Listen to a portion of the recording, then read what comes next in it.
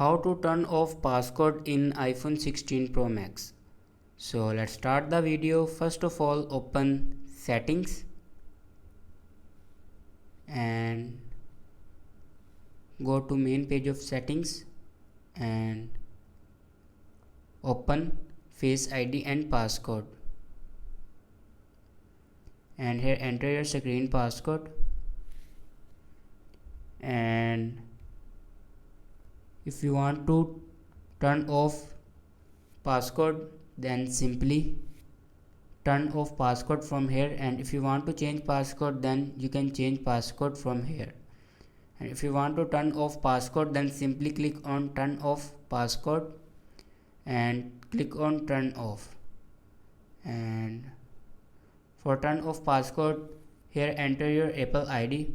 After enter your Apple ID password, then it will be turned off. So this is the way to turn off passcode in iPhone 16 Pro Max. Thanks for watching this video.